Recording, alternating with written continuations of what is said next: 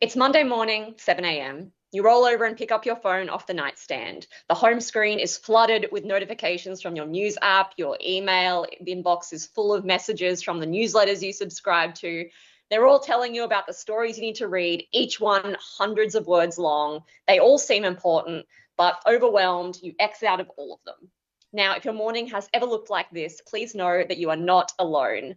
My name is Justine Landis-Hanley. And I'm Alex Clavens. And for the past few months, we've been building Here Today, a product designed to combat these very problems: news overwhelm and news avoidance. So there is no single cause for news avoidance. We know from research that one reason people avoid the news is because they feel inundated with content. Last year, Reuters' digital news report found that many consumers feel increasingly overwhelmed and confused by the volume of news. We also spoke to members of our community here at Columbia Journalism School about this issue. Now, this is a group of young people whose entire job it is to keep up with the news. Even so, we found that almost 2/3 of the students we surveyed frequently feel overwhelmed by the news and news stories that they have to stay on top of. The three biggest reasons we heard were that they didn't have enough time in the day, they found news overwhelming and also upsetting, and they felt that they had too many stories to choose from. So to solve this problem, we decided to partner with Columbia News Service. Now, this is the news service run by our journalism school and features the best student work. But unfortunately, the reporting from a lot of our peers can just get lost on this site in the day-to-day overwhelm of news that we're trying to keep up with. So our survey of students found that many students rarely read reporting published on Columbia News Service, and they weren't aware when CNS stories were being published in the first place. We also spoke with CNS editor Alison Martin, who told us that Columbia journalism students are extraordinarily busy, often doing their own reporting. So any tool that would help CNS deliver news to inform them in an easily digestible format and help CNS build its own audience would be a welcome addition. We wanted to design a product that did two key things. First was keep students informed while combating and not contributing to news overwhelm. Second was to grow awareness and audience for stories our classmates were publishing on CNS. And this is our solution, Here Today. It's a daily interactive newsletter delivered to subscribers via text message. Each morning, we send 3 curated headlines to our subscribers' phone, plus a personalized weather update according to their zip code. Our goal is to sift through the noise and bring our subscribers the most important stories so that they can start their day well informed. But the best part of Here Today, in our opinion, is that it makes the news an interactive experience for our subscribers. So if our users just want to read a one-sentence summary of a key story, that is totally fine. That's what that initial message from us contains. But if they want to know more about a story, all they have to do is reply 1, 2, or 3, and they get a short but punchy summary of that story, plus a link to a full article from a freely accessible publication. Now we'll talk about how we built this. Here Today consists of 3 core components. The first is a content management system, then there's a text message delivery system, and then there's a core application that ties it all together. First up, the content management system. We used a third-party CMS as well as an internal database to store all of our content for each newsletter. We wanted our backend to be accessible and easy to use if we were ever to package the software and license it to other newsrooms. One of our challenges was figuring out how to structure our content in the CMS so all of our app could create interactive text messages. Typically, newsletters are essentially a kind of article. They're big blocks of text that hyperlink out to other articles elsewhere, but they aren't really interactive. In our case, we needed to be able to send stuff, have our users respond, and then serve the content that they're asking for. Our solution was to house all the content for each newsletter in blocks. So each newsletter has blocks for the story headline, the URL, and then individual blocks for each expanded story. And we did that so we could more easily manipulate the content, go back and edit it, make updates when we needed to. Then we have our core application.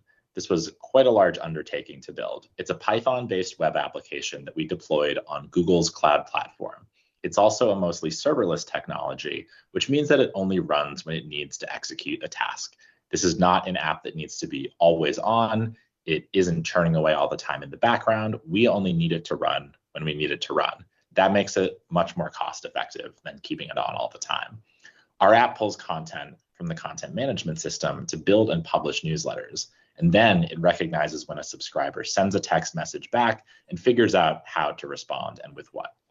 So in addition to building the back end, we also needed to build the front end of our product. So first up, we had to design a style guide that stipulated everything from the tone of stories, the length of headlines, to what emojis we were allowed to use to go with different stories. We also need to build a front-facing website that integrated with our app so that it would allow signups on the website to go directly into our app's system. And every morning during beta and pilot testing, we had to get up and write the newsletter. And we decided to do this ourselves rather than outsource it to something like AI, because we really wanted our application to work with and support journalism and not necessarily replace it with an AI generated system. And we also wanted all of our content to have that human touch to it. While we would love to say that building here today has been a smooth process, we have faced challenges. We had to figure out how to get our app to talk to the CMS. We needed to make sure both platforms were compatible, and we also needed to make sure that no other system on the internet, whether another CMS or some bad actor, could send content to our application and potentially corrupt the publishing process. Perhaps our biggest challenge, however, was figuring out how to actually text someone. You'd think this would be easy, but we discovered that texting people through SMS from an app like ours has regulatory restrictions and required us to apply for different types of approvals. To get this thing up and running sooner rather than later, we decided to pivot to WhatsApp to send our messages. WhatsApp was easier to sign up for, but it came with its own problems, which we only discovered through beta testing. It would randomly block some of our own subscribers from reading messages. There was no rhyme or reason we could find to explain why this would happen. Our best guess is that Mark Zuckerberg himself is just sitting behind a computer deciding which of our messages to let through. This was actually a really important learning moment for us. It showed us that third-party messaging systems like WhatsApp are risky. And for our product, we want to rely on things that are as stable as possible. We have since been granted approval to use SMS and are going to switch over operations to that as we originally intended. So in terms of implementation, we are really excited to share that here today. We've launched it at Columbia Journalism School and piloted it here for a week. And every day for a week, we sent our early access subscribers 3 daily news stories with interactive messaging and personalized weather updates depending on their zip code. As we mentioned, a huge challenge we faced was that not every subscriber was getting every message every day because WhatsApp would just randomly block messages. So we don't feel that we have a comprehensive picture yet of the user experience. However, for those that did receive our content and completed our feedback survey, and we had about 3 dozen users, every single subscriber that responded to our feedback survey said that here today would make it easier for them to keep up with the news if they kept using our product. Some users in particular really loved the ability to interact with the news. They said that this allowed them to learn more about a story very selectively, and it also helped them engage at a level that they were willing or interested to. So it really meant that they could engage with the news without feeling overwhelmed, which was our entire goal for this. So looking ahead, we are so excited about the future for here today. Based on the feedback we've received so far, both formally and informally from users, we feel confident that we have a product that audiences want that helps them engage with the news without feeling overwhelmed and has the potential to help local publications grow their audience and reach. So we are currently applying for funding to take here today to the next level. We want to create a standalone news service for New York City that delivers the news New Yorkers need to know and partners with local publications to grow their audiences. We also want to increase news personalization options for our subscribers. We want to allow them to opt in to receive specialized news coverage in their daily texts like sports, culture, and even climate. And if all of that's successful, we want to explore the idea of packaging this all up for other newsrooms, especially small and local newsrooms, to run their own text-based newsletters for their audiences.